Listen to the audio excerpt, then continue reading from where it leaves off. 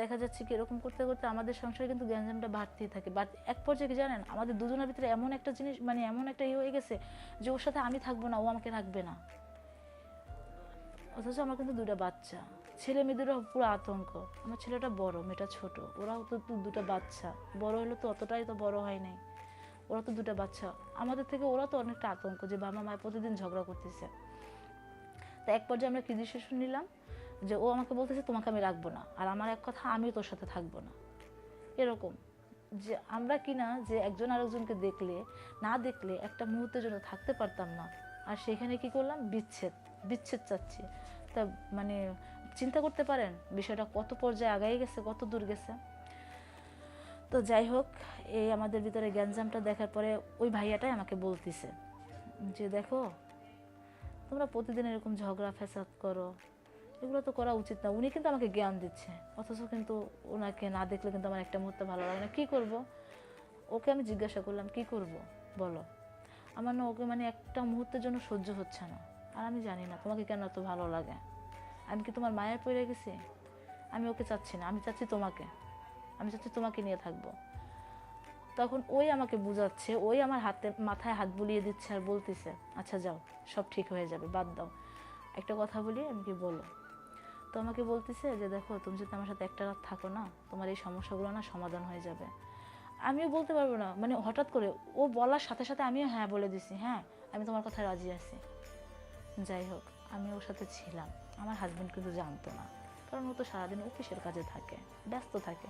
ছেলেটা তাও স্কুলে থাকে, মেয়েটা ছোট, অত কিছু বুঝে না। আসসালামু আলাইকুম, আমার নাম পপি, দেশের বাড়ি খুলনা।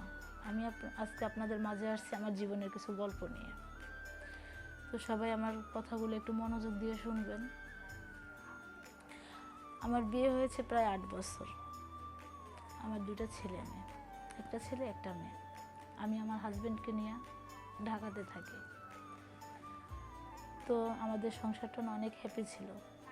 আমার বাচ্চা দুটো কিন্তু একটা ফুটফুটে দুটো বাচ্চা, যে দেখে সেই কিন্তু অনেক আদর করে। আমার হাজব্যান্ড মাশাআল্লাহ দিলে অনেক ভালো, যেমনটা চেয়েছি তার থেকে অনেক ভালো। তো আমাদের দিনকাল না খুব ভালোই কাটছিল। আমার হাজব্যান্ড আমাকে যতটা ভালোবাসতো, আমি জানি না অন্য যে মেয়েরা ওর হাজব্যান্ডের থেকে এতটা সুখ পায় কি না, সেটা আমি বলতে পারবো না। যতটা সুখে আমি ছিলাম আমার বাচ্চা, স্বামী, সংসার নিয়ে, কোনো কিছুর অভাব কখনো আমার হাজব্যান্ড আমাকে বুঝতেই দেয় নাই যে অভাব কি জিনিস। সব নিজে একাই আগলে রাখছে, যতটা আমাকে কেয়ার করছে। মানে ওর কাছে আমার যে দুটো বাচ্চা আছে না, সেটা না, ওর কাছে মনে হচ্ছে আমিই নিজে বাচ্চা, এতটা মানে ভালোবাসতো আমাকে। যাই হোক না কেন, আমার ছেলেটা বড়, মেয়েটা ছোট। তো আমার ছেলেটা আল্লাহ দিলে পড়াশোনাও করে ভালোই। আবার আমার হাজব্যান্ড নিজেও একটা জব করে, আমি বাসায় থাকি, সংসারই চালাই। যাক, এক কথা আমি একটা গৃহিণী, সংসার দেখাশোনা করি, ছেলে মেয়ের যত্ন করি, হাজব্যান্ড এর টেক কেয়ার করি। তো কথা আছে না, ভাগ্যের লিখন না যায় খণ্ডন, যার ভাগ্যে যেটা আছে সেটা তো হবেই। যা চাইলে আমরা কখনো মুছতেও পারবো না, নিজে পাল্টাতেও পারবো না। তো দিনকাল যেরকম যাওয়া উচিত ছিল সেরকমই গেছে, যেটা হওয়া উচিত ছিল সেটাই হয়েছে। শ্বশুর বাড়িতে আমার শ্বশুর শাশুড়ি সবাই আছে, ওরা অনেক ভালো। তো আমার ঢাকা থাকা হয় এই কারণে যে আমার হাজব্যান্ড এখানে জব করে, ওর জন্য এখানে থাকা হয়। তা নিয়ে কিন্তু আমার মানে শ্বশুর শাশুড়ির কারোই মন খারাপ না, তারা অনেক আদর করে আমাকে। তারপর আমার হাজব্যান্ডের ছুটি হলে আমরা সবাই গ্রামে যাই, বা আমার শাশুড়ি আছে, শ্বশুর আছে, ওরা সবাই আমাদের কাছে আসে। খুব হাসি খুশি একটা ফ্যামিলি। তো দেখা যায় এরকম করে দিন যাচ্ছে দিন আসছে, খুব ভালোই কাটতেছে। যাই হোক, মাশাআল্লাহ আমি ভালোই আছি আমার ফ্যামিলি নিয়ে, আমার স্বামীকে নিয়ে, আমার সন্তানদেরকে নিয়ে। তো দেখা যাচ্ছে যে পাশের ফ্ল্যাটে একটা ভাড়াটিয়া আসছে নতুন।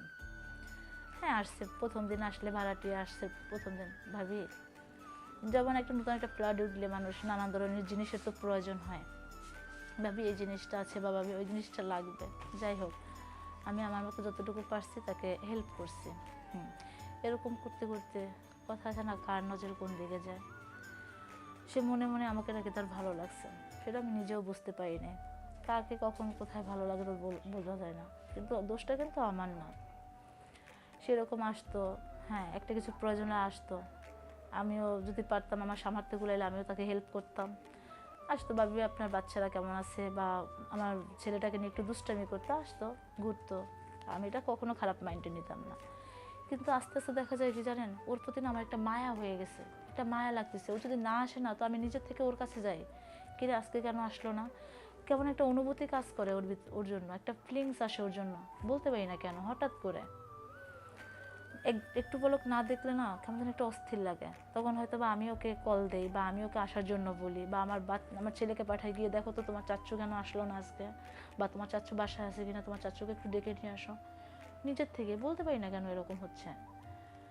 তো আর দেখেন আমার হাজব্যান্ড সারাদিন বাইরে কষ্ট করে বাসায় আসে, কিন্তু ওরে দেখলে না আমার মানে কি বলবো, আমার না অনেক রাগ ধরে, কেন আসলো বাসায়, কিন্তু এরকমটা ছিল না। আর আমার হাজব্যান্ডও সেম, ও আমাকে দেখতে পারে না, ও আমাকে দেখলে মানে বকাঝকা করে, যেটা ওর ভিতরে কখনোই ছিল না। যে লোকটা কিনা আমাকে একটা পলক না দেখলে পাগলের মতো করতো, আমার কিছু হয়ে গেলে পাগলের মতো কান্না করতো, সেদিনকার এমনকি আপনাদের কি বলবো বলেন, এমনকি আমার গায়ে হাত পর্যন্ত তুলছে, যে অবস্থা আমি অজ্ঞান হয়ে পড়েছিলাম। তারপরেও কিন্তু আমাকে একটা বারের জন্য কিন্তু আমাকে মানে দেখতেও গেল না, আমার ওখান থেকে তুললো না। আর আমার বেলায় সেম, যে লোকটা আসার সাথে সাথে আমি একটা কিছু খাওয়ার জন্য বলতাম, আমি ওর মানে যেভাবে একটা যত্ন করতাম না, ওর দেখলে না আমার খুব বিরক্ত লাগতেছে। আর পাশের ফ্ল্যাটের যে ভাইয়া যার কথা বললাম, আর বারবার শুধু ওর কথা মনে পড়ে। ওর জন্য আমি আমার হাজব্যান্ডের জন্য কিছু করতে যাব না, কেমন জানি আমার মানে আমার ভিতরে বাধা দিচ্ছে, ওর জন্য এটা করা যাবে না। কিন্তু আমি কোন ফাঁকে একটু ওকে একটু ফোন দিব, ওর সাথে একটু দেখা করব, মানে সেরকম একটা মানে মনের ভিতরে এরকম শুধু একটা থাকে। তো দেখা যাচ্ছে কি এরকম করতে করতে আমাদের সংসারে কিন্তু গ্যাঞ্জামটা বাড়তেই থাকে। বাট এক পর্যায়ে কি জানেন, আমাদের দুজনের ভিতরে এমন একটা জিনিস মানে এমন একটা হয়ে গেছে, যে ওর সাথে আমি থাকবো না, ও আমাকে রাখবে না। অথচ আমার কিন্তু দুটা বাচ্চা, ছেলে মেয়েদেরও পুরো আতঙ্ক। আমার ছেলেটা বড়, মেয়েটা ছোট, ওরাও তো দুটা বাচ্চা, বড় হলে তো অতটাই তো বড় হয় নাই, ওরা তো দুটা বাচ্চা। আমাদের থেকে ওরা তো অনেকটা আতঙ্ক, যে বাবা মায়ের প্রতিদিন ঝগড়া করতেছে। তো এক পর্যায়ে আমরা কি ডিসিশন নিলাম, যে ও আমাকে বলতেছে তোমাকে আমি রাখবো না, আর আমার এক কথা আমিও তোর সাথে থাকবো না। এরকম যে আমরা কিনা যে একজন আরেকজনকে দেখলে না দেখলে একটা মুহূর্তের জন্য থাকতে পারতাম না, আর সেখানে কি করলাম, বিচ্ছেদ বিচ্ছেদ চাচ্ছি। তা মানে চিন্তা করতে পারেন বিষয়টা কত পর্যায়ে আগাই গেছে, কত দূর গেছে। তো যাই হোক, এই আমাদের ভিতরে গ্যাঞ্জামটা দেখার পরে ওই ভাইয়াটাই আমাকে বলতেছে যে দেখো, তোমরা প্রতিদিন এরকম ঝগড়া ফ্যাসাদ করো, এগুলো তো করা উচিত না। উনি কিন্তু আমাকে জ্ঞান দিচ্ছে, অথচ কিন্তু ওনাকে না দেখলে কিন্তু আমার একটা মুহূর্তে ভালো লাগে না। কী করবো, ওকে আমি জিজ্ঞাসা করলাম কি করব বলো, আমার না ওকে মানে একটা মুহূর্তের জন্য সহ্য হচ্ছে না। আর আমি জানি না তোমাকে কেন এত ভালো লাগে, আমি কি তোমার মায়ের পড়ে গেছি, আমি ওকে চাচ্ছি না, আমি চাচ্ছি তোমাকে, আমি চাচ্ছি তোমাকে নিয়ে থাকবো। তখন ওই আমাকে বুঝাচ্ছে, ওই আমার মাথায় হাত বুলিয়ে দিচ্ছে আর বলতেছে আচ্ছা যাও, সব ঠিক হয়ে যাবে, বাদ দাও, একটা কথা বলি, আমি কি বলো। তো আমাকে বলতেছে যে দেখো, তুমি যদি আমার সাথে একটা রাত থাকো না, তোমার এই সমস্যাগুলো না সমাধান হয়ে যাবে। আমিও বলতে পারবো না, মানে হঠাৎ করে ও বলার সাথে সাথে আমিও হ্যাঁ বলে দিছি, হ্যাঁ আমি তোমার কথায় রাজি আছি। যাই হোক, আমি ওর সাথে ছিলাম। আমার হাজব্যান্ড কিন্তু জানতো না, কারণ ও তো সারাদিন অফিসের কাজে থাকে, ব্যস্ত থাকে। ছেলেটা তাও স্কুলে থাকে, মেয়েটা ছোট, অত কিছু বুঝে না। আমি ছিলাম ওর সাথে থাকার পরে, তো ওকে আমি বললাম সব কিছু সমস্যার সমাধান হবে, আমি কিন্তু ওর সাথে সংসার করব না। যাই হোক, তুমি একটা দিন অপেক্ষা করো, দেখো সব কিছু সমস্যার সমাধান হয়ে যাবে। তো কি করলো, মানে দুজনে মস্কারি করতে করতে আমি একটু হাসি ঠাট্টা করলাম, কেউ তো বাসায় নাই। ও আমার মাথা থেকে একটা চুল ছিঁড়ে নিল। তো আমি জিজ্ঞাসা করলাম, একটু ব্যথাও লাগছে, কি হঠাৎ করে তুমি আমার মাথার চুলটা ছিঁড়লে? এমনিতেই, কোনো কারণ নেই। যাক, নিচে তো দেখতেছি যে ও যেটা বললো যে একদিন পরে সব কিছু ঠিক হয়ে যাবে, হ্যাঁ সত্যি কথাই। আমি একদিন পরে মানে আমি মনে করছি কি জানেন, আমি একটা মানে জ্ঞান হারানো একটা লোক যখন জ্ঞান ফিরে পায়, পিছনে যেটা হয়ে গেছে, কি হয়েছে বা না হয়েছে এরকম কোনো কিছু কিন্তু মনে থাকে না। জাস্ট আমার ভিতরে এরকম যে আমার পিছনে কি হয়েছে বা না হয়েছে কোনো কিছু খেয়াল নেই। কিন্তু হ্যাঁ, এতটুকু মনে আছে যে আমাদের দুজনের সঙ্গে অনেক গ্যাঞ্জাম হয়েছে, অনেকই হয়েছে, বা ওর প্রতি আমার একটা টান ছিল, এতটুকু আমি বলতে পারবো। কিন্তু কেন জানি না। আচ্ছা, যাই হোক, তো আপনারা তো বুঝতেই পারছেন এটা কোন কারণে হয়েছে।